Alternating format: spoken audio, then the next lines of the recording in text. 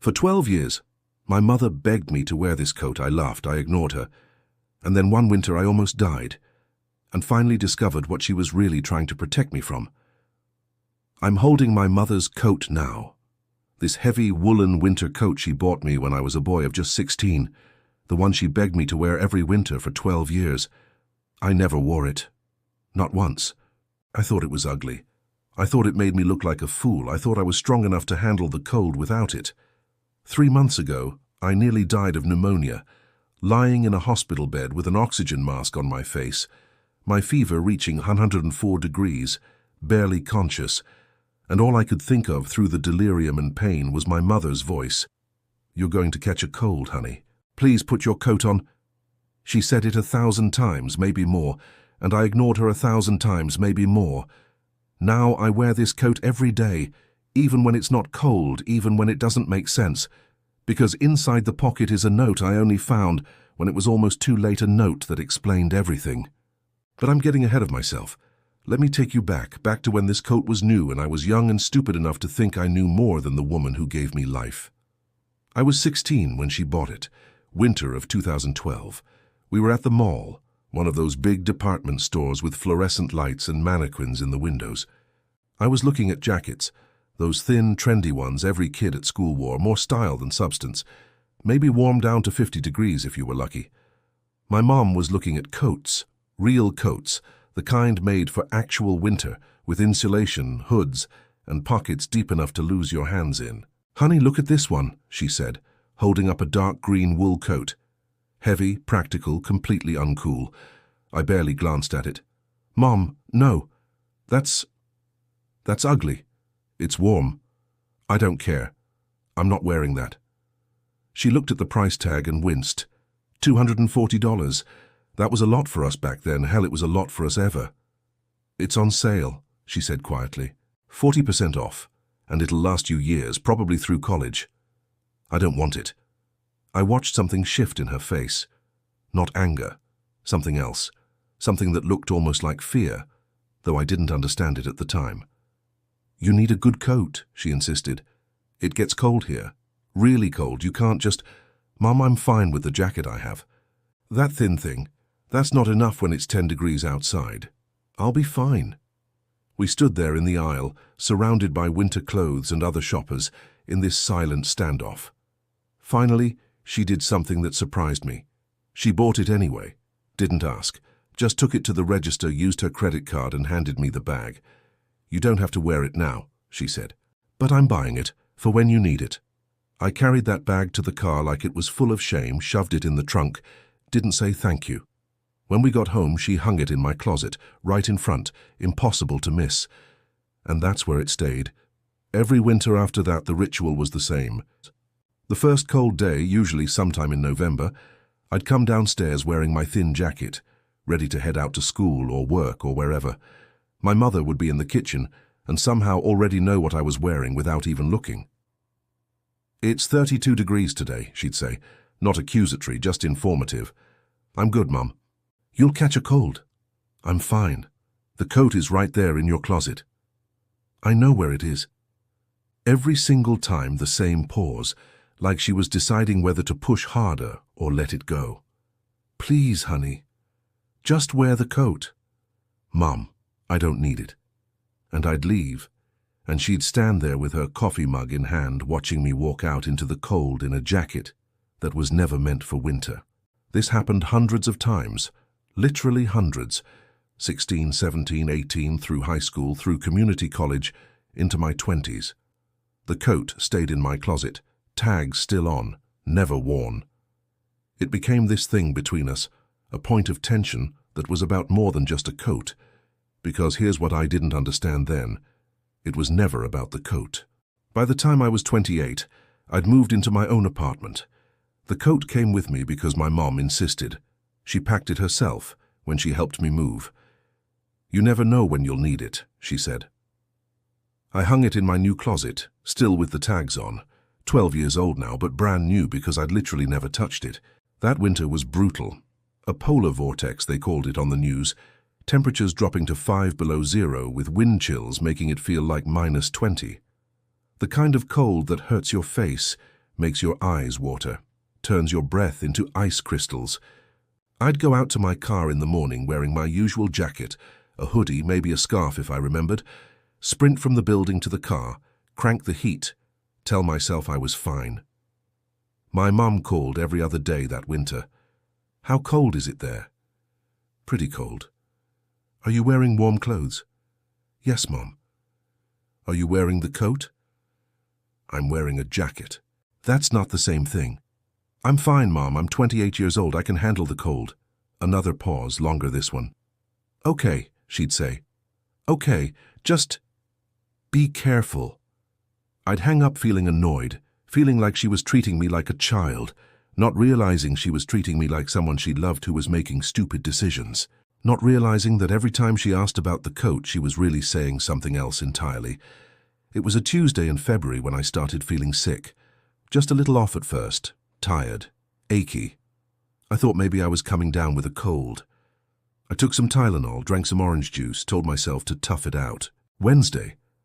I woke up with a cough, deep and rattling, the kind that makes your chest hurt.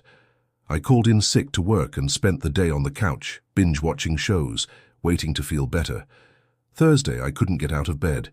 Fever, chills, coughing so hard I thought my ribs might crack. My roommate came to check on me, took one look and said, "Dude, you need to go to the hospital." "I'm fine," I managed to say, "just the flu." "You're not fine, you're grey, like actually grey." I looked in the mirror. He was right. My skin looked wrong, my lips were pale, my eyes sunken. "I'll go tomorrow if I'm not better." "You're going now?" He drove me to the emergency room. I don't remember much of the drive. I remember the cold, though.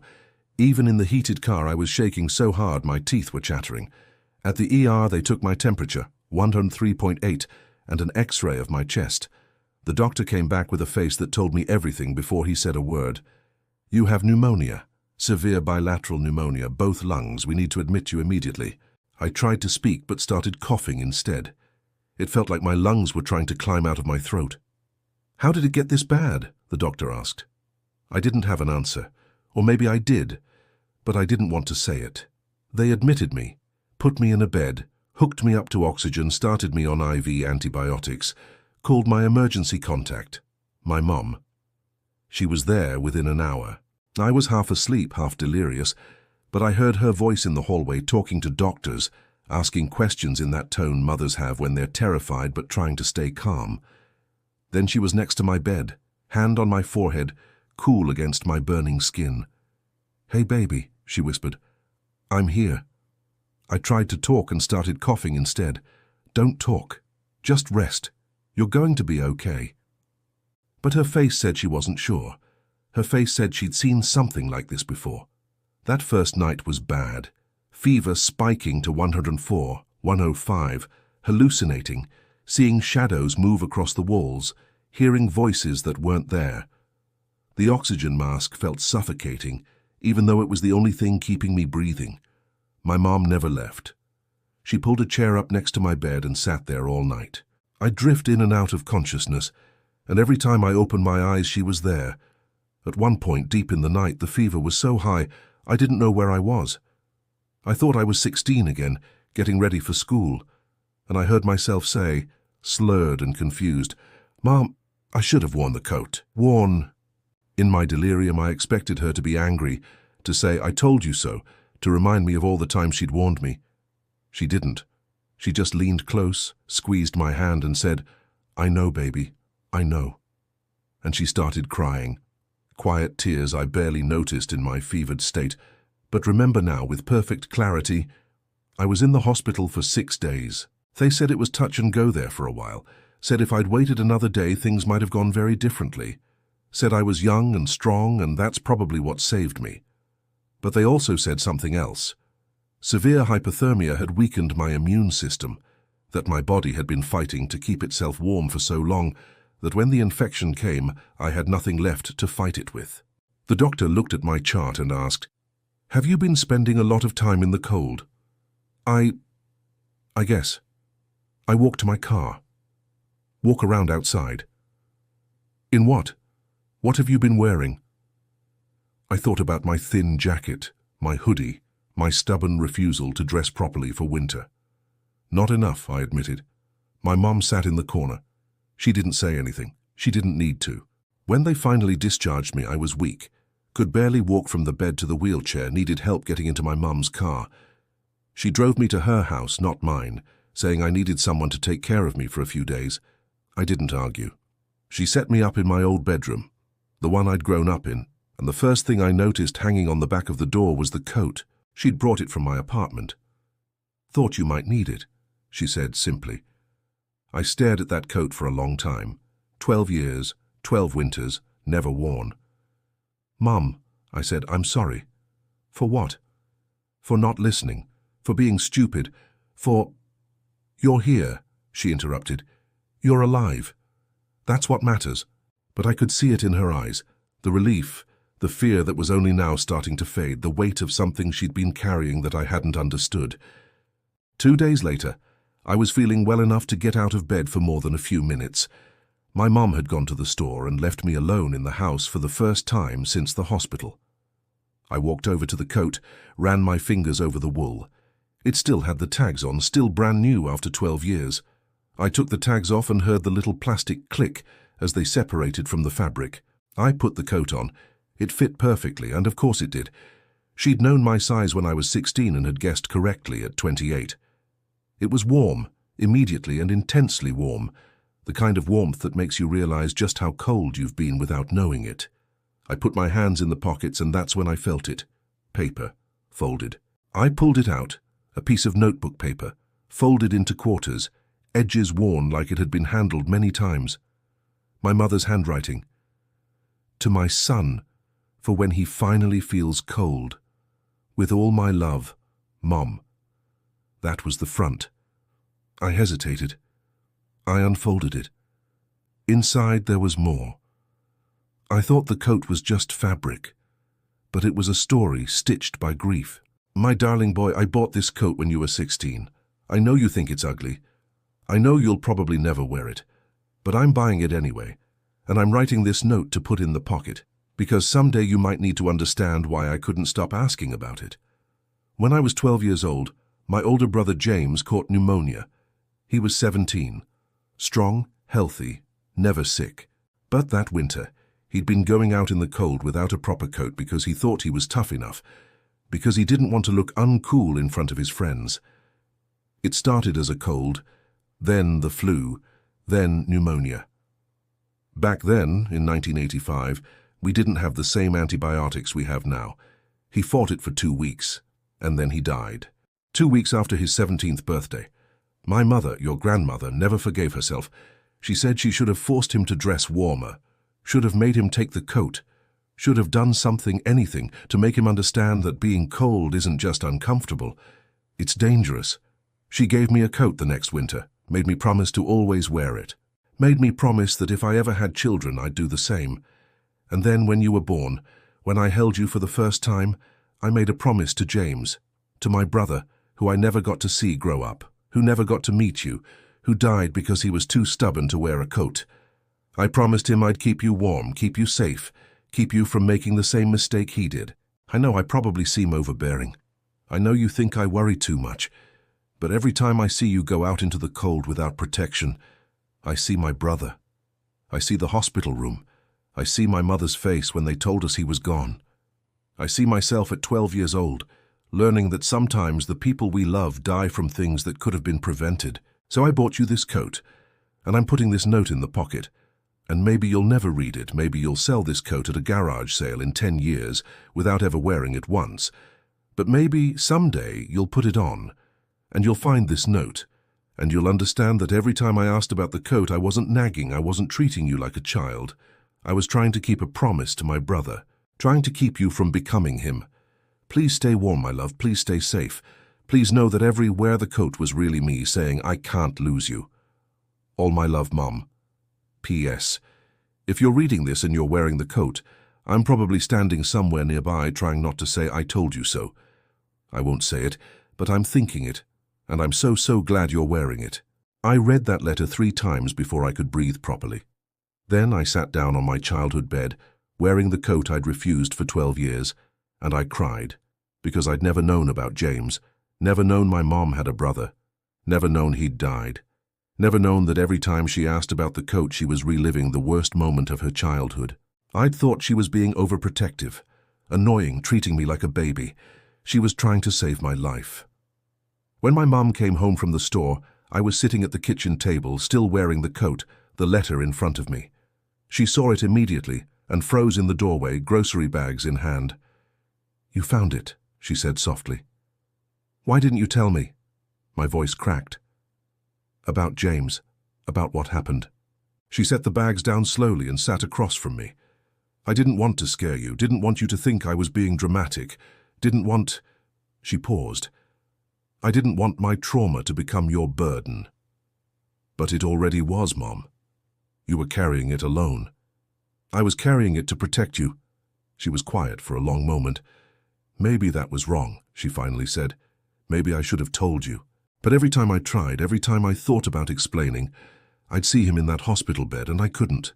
I just couldn't." I reached across the table and took her hand. "I'm sorry I didn't wear the coat. You're wearing it now. 12 years too late. But you're wearing it, and you're here, and you're okay." Her voice broke. "When they called me from the hospital, when they said you had pneumonia, I thought—" She couldn't finish the sentence. She didn't need to. "I know. I thought I'd lost you, just like we lost him. But you didn't. I'm right here." She squeezed my hand so tight it hurt. "Promise me," she whispered. "Promise me you'll wear it. Every winter. Every cold day. Even when it seems like overkill. Promise me. I promise. Say it like you mean it." "I promise, Mom, I'll wear the coat." And I have. Every single day since then. Even when it's 40 degrees and people look at me like I'm crazy. Even when spring comes and I'm the only one still bundled up, because it's not about the coat. It never was about the coat. It's about a boy named James who died at 17 because he didn't think the cold could hurt him. It's about a 12-year-old girl who lost her brother and spent the rest of her life terrified of losing anyone else the same way. It's about a mother who bought a coat and kept asking, kept hoping, kept trying to protect her son from a tragedy he didn't even know existed. And it's about a son who finally understood. The coat is old now, 13 years. The wool is starting to wear in places. The zipper sticks sometimes. The pockets have holes in the lining. I'll never replace it. I had a patch sewn on the inside right over the heart. It says, "For James, for Mum, for the second chance I almost didn't get."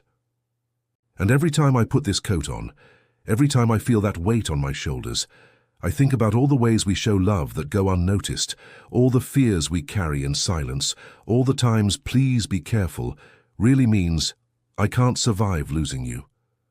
My mom doesn't ask me about the coat anymore. She doesn't need to. But sometimes, on particularly cold days, I'll send her a photo. Me in the coat with the caption, "Staying warm, Mum."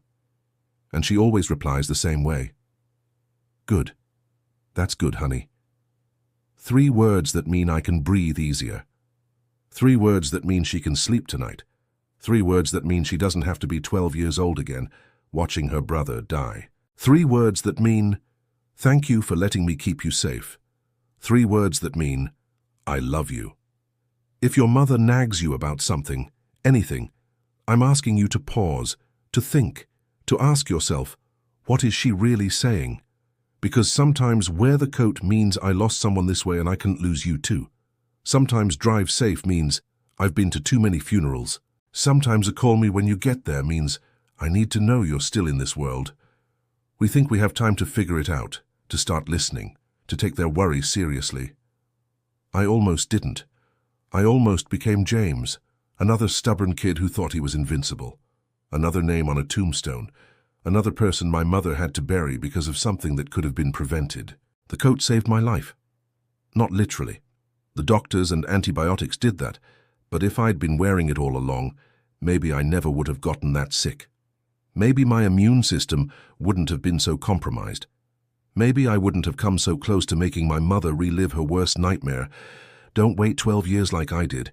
Don't wait until you're in a hospital bed, barely breathing, to realize that the people who love you aren't nagging. They're terrified. They're protecting you from demons you can't see because they've already fought them. They're asking you to wear the coat because they know how cold the world can be. and they can't bear the thought of you finding out the hard way. I'm wearing the coat right now as I record this. It's not even cold today, on 60 degrees. But I don't care because every time I put it on, I'm keeping a promise. To my mom, to James, to myself. I'm saying, I hear you, I understand, I'm staying safe. Next time I'll tell you about something else my mother left behind, another object I didn't appreciate until it was almost too late. But for now, just remember this.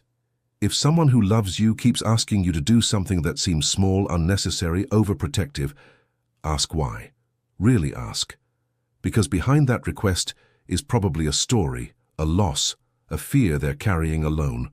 And maybe, if you listen, you can help them carry it.